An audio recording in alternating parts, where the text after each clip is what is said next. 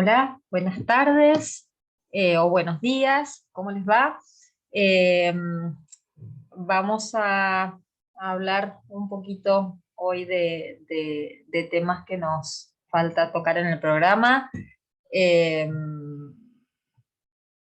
eh, Porque en clase hablamos un poco de suspensiones, pero eh, por lo escaso del tiempo presencial, hay algunas cositas que se nos quedaron ahí dando vueltas.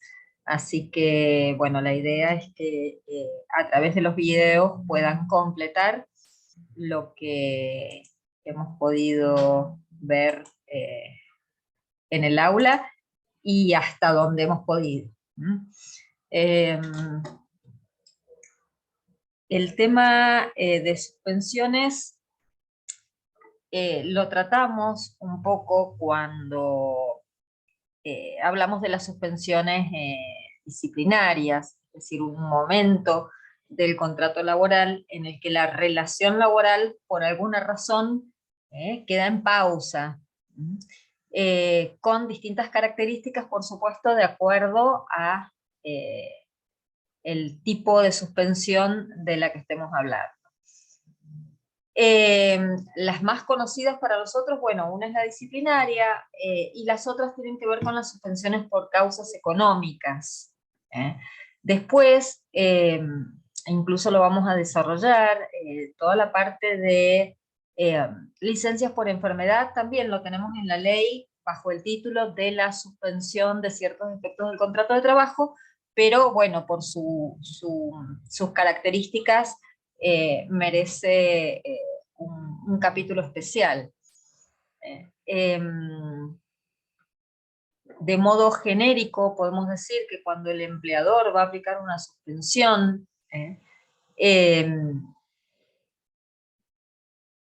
tiene que cumplir ciertos requisitos.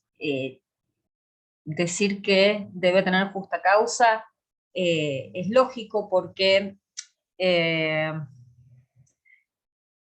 siempre tiene que estar fundamentada en las necesidades de la empresa o algún hecho que impacte en la empresa, ¿no? Que tenga que ver con eso. Eso hace que una suspensión no sea arbitraria, es decir, no sea caprichosa, tenga un motivo que de alguna manera la ley ampare. Por eso es que evidentemente las tenemos previstas en la ley de contrato de trabajo. La forma escrita también es preferente, es obligatoria cuando hablamos de una suspensión disciplinaria, cuando hablamos de las suspensiones por causas económicas es un poco más complejo el procedimiento para su notificación. En la suspensión disciplinaria veríamos, bueno, una simple nota puede comunicar una suspensión, pero el resto de las suspensiones tiene procedimientos de comunicación que son un poco más complejos. El plazo determinado es fundamental porque le da certidumbre a la medida. Cuando empieza y cuando termina siempre deben quedar bien establecidos. Y la razonabilidad o la proporcionalidad está relacionado con la justa causa. ¿Qué significa? Que tiene que haber una correlación entre la sanción que se va a imponer y el hecho que le da motivo. Si hablamos de una suspensión disciplinaria, decimos, bueno, entre la falta y la sanción. Si hablamos de una suspensión económica, entre el hecho que puede impactar en el mercado y que afecta a la empresa y que va a llevar a que se deba tomar alguna medida de este tipo, de tipo económico. Entonces, estos son los requisitos que tienen que sí o sí tener en la forma, en el formato suspensión, ¿sí? Cuando hablamos de suspensiones que tienen que ver con causas económicas, que es el tema que nos convoca hoy, cualquier medida de este tipo que se vaya a tomar tiene un impacto en la remuneración del trabajador. ¿Y esto por qué? Y porque no se trabaja, pero tampoco se cobra. Entonces, la ley impone ciertos pasos, ciertos requisitos para facilitar de alguna manera al empleador que pueda salir de esta situación difícil, pero también para proteger los derechos de los trabajadores. Entonces, lo primero que tenemos que ver es que, bueno, cuando se toman este tipo de medidas, tenemos que ver qué personal va a estar afectado. Y dentro del personal afectado, elaborar un listado de cuál es el personal menos antiguo. El que entró último es el que primero va a quedar afectado por alguna medida. Dentro de esto, el que tiene menos carga de familia, es decir, no tiene hijos a cargo, bien, es un trabajador soltero, ahí va, primero en la lista. Si tiene cargas de familia, no. Y si han ingresado en el mismo semestre, entonces hay que tener en cuenta especialmente estos criterios para ir seleccionando quiénes son los que están afectados.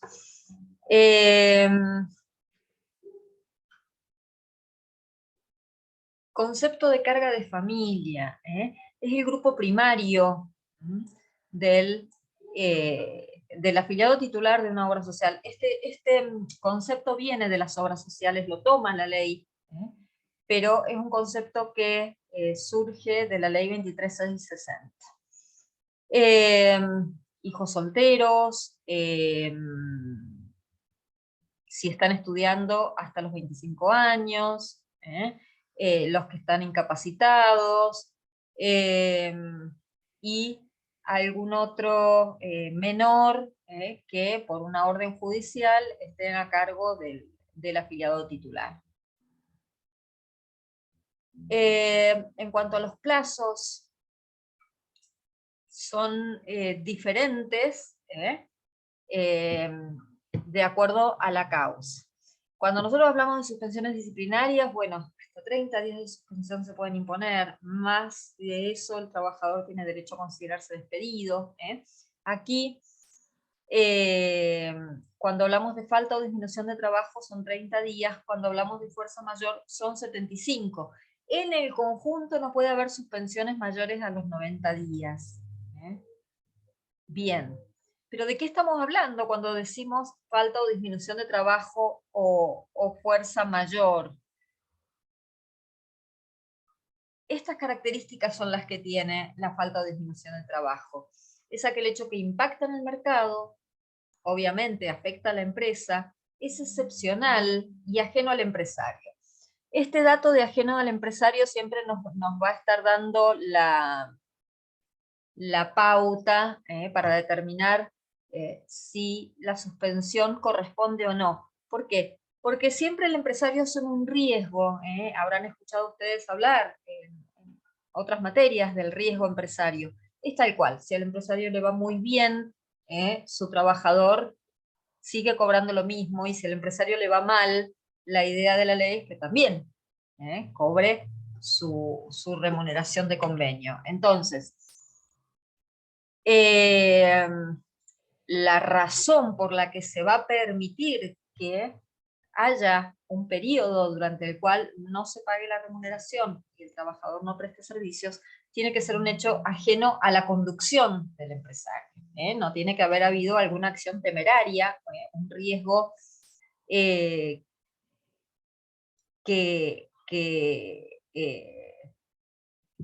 corra por cuenta de una mala decisión, no justifica una suspensión. Siempre viene impuesto de afuera la falta o disminución de trabajo.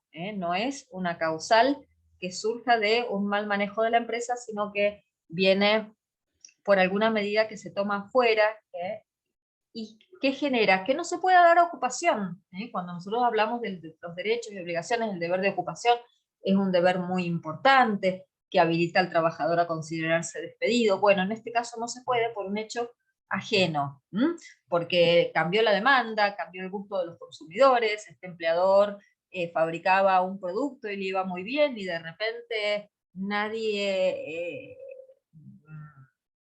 lo compra, porque ahora quedó obsoleto, podríamos decir, bueno, pero es una obligación del empresario innovar, reinventarse, sí, pero eso lleva un tiempo. Entonces, en estos casos podemos hablar de falta o disminución de trabajo. No es que no quiera dar trabajo, sino que no tiene la posibilidad porque hay un hecho que lo está afectando y que le es ajeno, no le es imputable, no es su culpa.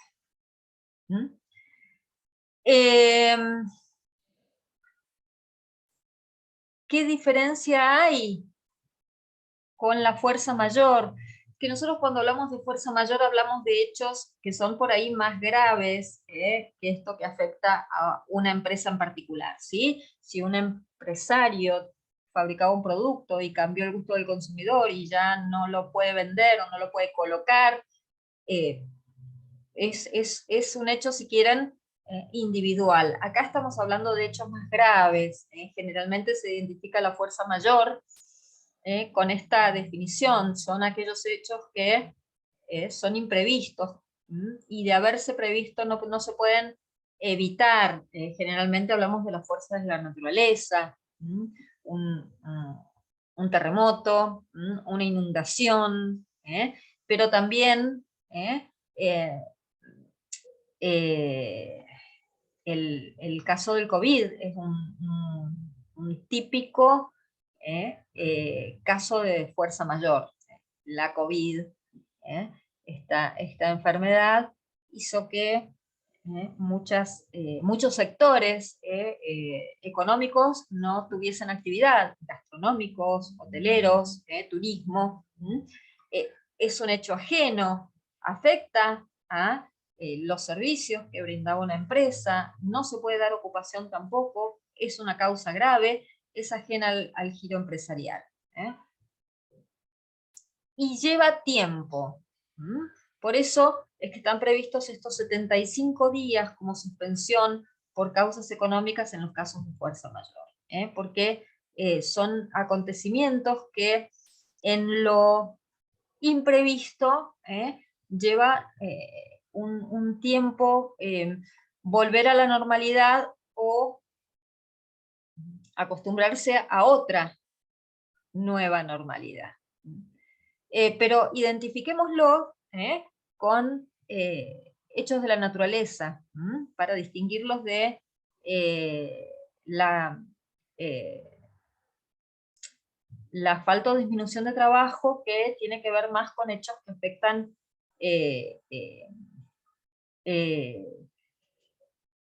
yo creo que es la relación entre lo que se produce y la demanda del producto. Ahí está. Y que no tiene que ver, por supuesto, con un manejo negligente de esa relación entre la demanda o el consumo y la producción. ¿Qué tenemos que tener en cuenta cuando estamos frente a suspensiones por causas económicas?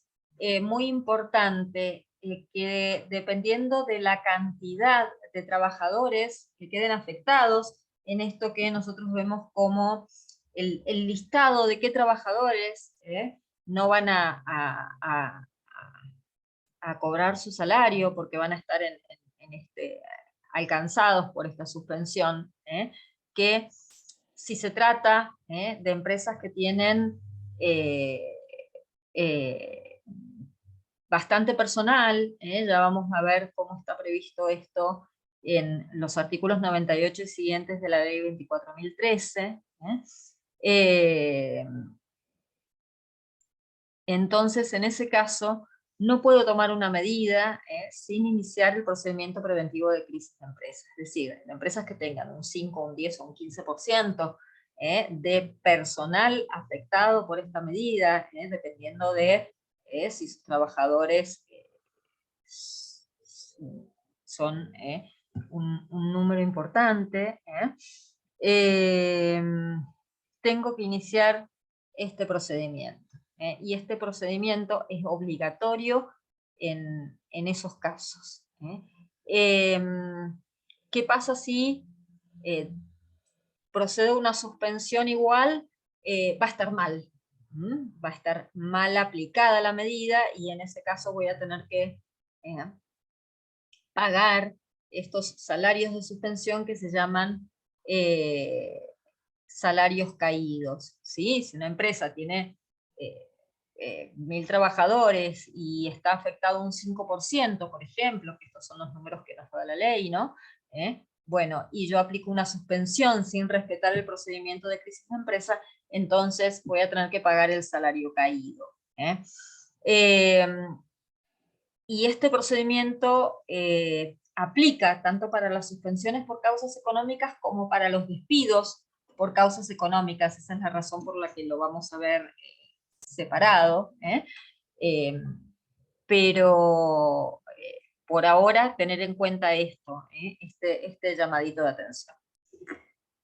Les cuento a título de curiosidad que durante todo el tiempo que duró la pandemia y estuvimos en este estado de emergencia sanitaria, se prohibió expresamente por decreto la posibilidad de suspender por fuerza mayor debido al COVID, lo cual es una incoherencia porque, a ver, en un caso típico de fuerza mayor no se podía suspender, no se podía despedir, fue una medida implementada para proteger a los trabajadores que no iban a trabajar porque no había ocupación, no había trabajo, y se trató de aliviar el problema de las empresas con algún tipo de ayuda, de asistencia al trabajo y producción, que por supuesto siempre llegaba tarde. Pero no se pudo realizar el procedimiento de crisis de empresa y se dejó a través de un decreto sin efecto todo un capítulo de esta ley 24.013, lo cual, bueno, es más que discutible, es un dato y cada vez que avancemos hacia la normalidad va a ser solamente una anécdota para comentar, pero es una herramienta importante la posibilidad de esta suspensión, como la que viene, la suspensión concertada. Esta, si quieren, corrige o morigera los efectos de una suspensión en donde el trabajador no presta su débito laboral y el empleador no le paga. ¿Por qué? Porque en la suspensión concertada el trabajador sí recibe una asignación no remunerativa. Generalmente fue un 70% de su remuneración. No pagan aportes, no tiene tanta carga en cuanto a aportes, solamente las contribuciones para la obra social. Entonces, si quieren, hay un beneficio un alivio para el empleador, no se ve tan perjudicado el trabajador, pero necesariamente es con la conformidad del sindicato y la intervención en Mendoza la Subsecretaría de Trabajo, que va a ser la que homologa este tipo de suspensión. Esto sí se pudo usar en pandemia, era lo único a que tenía a mano un empleador que estaba en dificultades. Así que esta herramienta fue muy útil en pandemia, ya en condiciones normales se habilita la posibilidad de una crisis de empresa en casos que haya que suspender. Y si es muy poco el personal, que no llega a los porcentajes que dice la ley, yo creo que en todos los casos se llega, ¿no? Porque